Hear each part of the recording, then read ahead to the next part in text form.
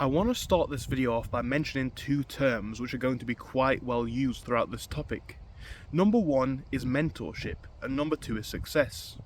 Now, most of the most successful people that I know in life, or even the people that you see online, they talk about the importance of mentorship, right? They say that they either had or they wish they had somebody to give them a lot of advice over the course of their journey and their adventure. And as someone who's hitting a bit of success with a few things in life, I agree, right? It's one of the reasons why I actually launched my Patreon course. It's one of the reasons why I actually launched this YouTube channel. Because there's certain things that I'm learning, that I've learnt, that if it can save others time, it'd be great, right? So I agree that mentorship is a huge and very utmost important part of being successful. It can save you a massive amount of time and give you the extra guidance and reassurance in the right direction to put you on a path to being really where you want to be. Now that I've said that though, I want to also note another thing. This video is intended to be separate from all of the other topics that I've spoken about. So this one is not related to finance and money. It's not about careers, it's not about necessarily young people, it's about everyone and a general view. What the idea of success is and what success looks like is subjective to everybody, and it's not really something that anybody agrees on. So I can't say what it is. But what I'll say is this, right? I really do understand the importance of mentors and advice. However, there's one thing that I see a lot of people doing in life. Perhaps it is something that does actually affect younger people more because they have less information in their own life to discuss and to note and to draw back on. But I see so many people being led into lives of unhappiness based on advice and mentorship. Now, why would I say that when I've just said that mentorship is a good thing? Well, it can be, but you've got to pick who you take your advice from very carefully. We all have different wants and goals in life. And you might look at what certain people have and think, this is not what I want. But then people continue to take their advice. Now, this might be one of the more basic points that I've made on this channel, but I think it's one of the most relevant.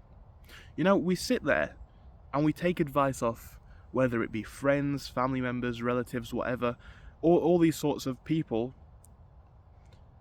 But we don't ever question why we take this advice. You know, I don't want to make this about money. I want to make it more general. But I think money is an easy example to discuss here because it's a easily quantifiable thing. I love having good chats with my mum, right? We have great chats all the time. And if I wanted some life advice, I might go to her for it. If I want some advice on cooking or something like that, I'd definitely go to her for it. But she can understand, so it's not an insult to her, she will know this is true, and I can understand as well, that she's not a person who I can go to for things like financial advice. Because you can't take money advice, for example, off of people who don't have money. It's just an example, like I say, because I do not want to make this video all about money, but it's one example that can possibly work quite well. Especially as a young person, actually. Yeah, I might have to change my my tune and go, maybe this is most beneficial to young people. Because especially as a young person, there's a lot of people who want to give you advice, and there's a lot of people who want the best for you. But even the people who want the best for you, like I say, friends, family members, it doesn't mean that they actually know what is best for you.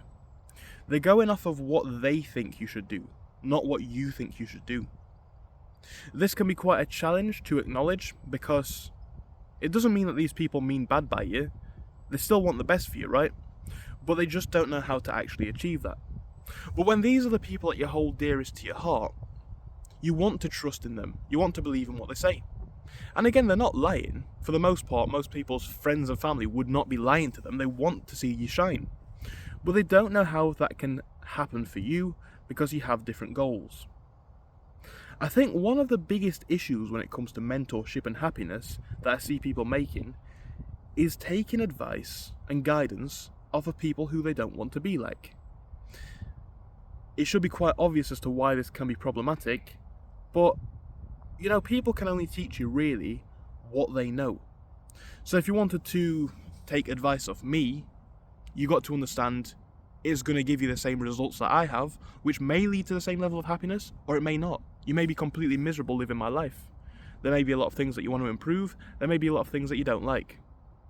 The same's true for anyone who you might want to take advice from, right? It really is that straightforward. Again, it does not mean that you people don't want good for you. But when people are giving you advice based on what they see best, you have to look at their life too. Because what you tell yourself and the people around you are one of the biggest and most influential factors to how you feel, what you think, and ultimately what you do.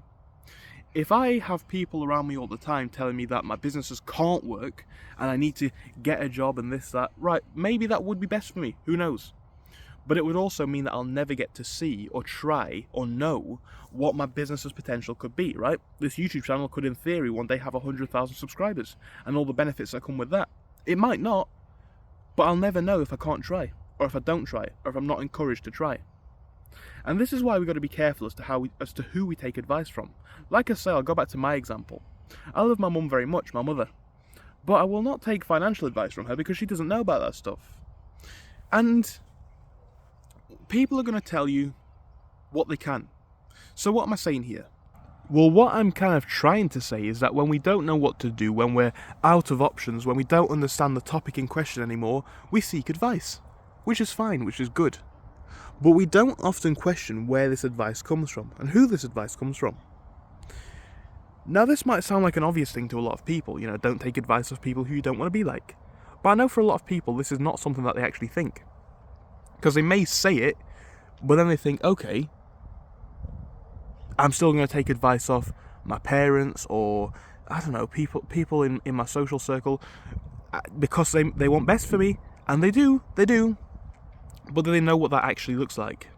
I think a lot of people have this tendency to get themselves in an echo chamber of negativity and nihilism.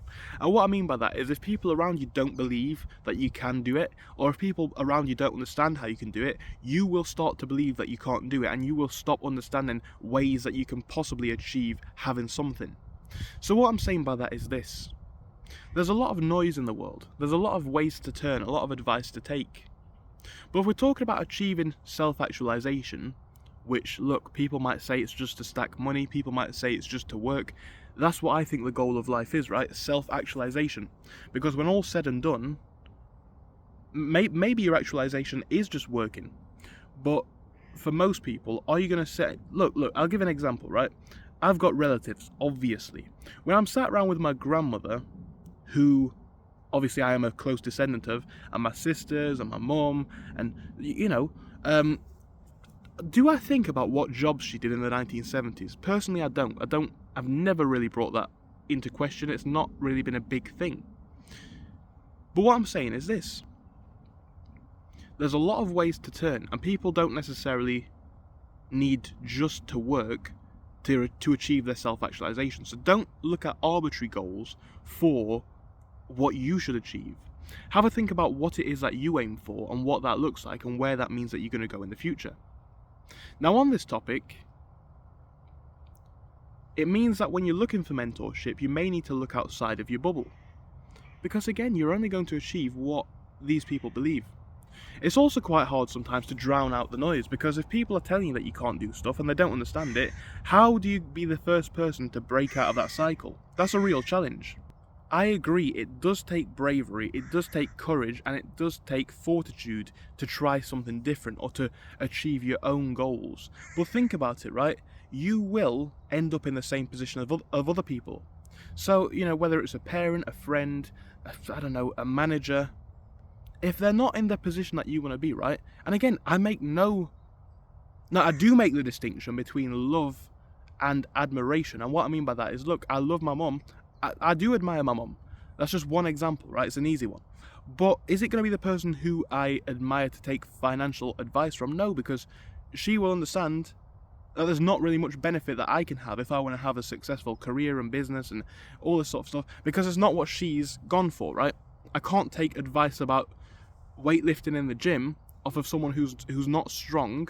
I can't take advice about being mentally courageous off of people who are not. And you might say, well, they might have the theory behind it. Look, I like to see implementation of what people think. I don't like theory, to be honest. I like practical implementation. So even if the person who's the personal trainer is extremely obese but knows the stuff. I struggle to appreciate that as much, because the person who's big and strong and is a personal trainer, not only do they understand the paperwork, but they understand the fact that, okay, there'll be some days where you feel like this and your muscles will feel like that, because they've done it, right? They've done it.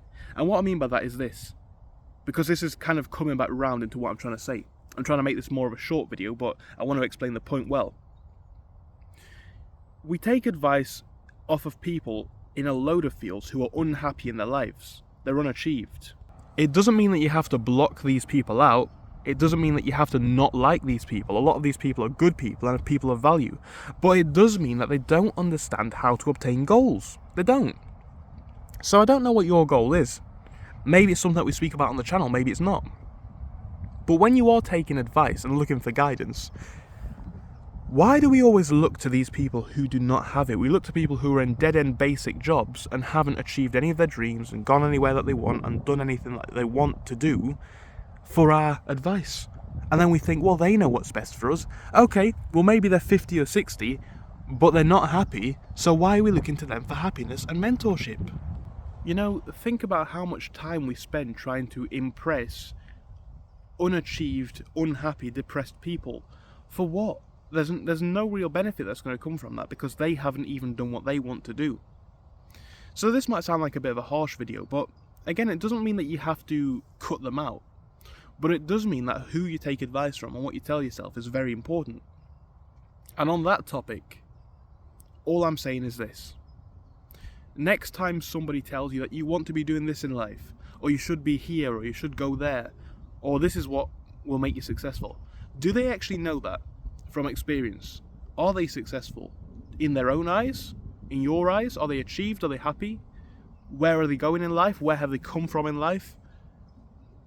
And then look at it analytically, right? Because I know we will have a bias to people who we like, people who are in our circle, but it doesn't mean that they're the best people to take advice from on everything.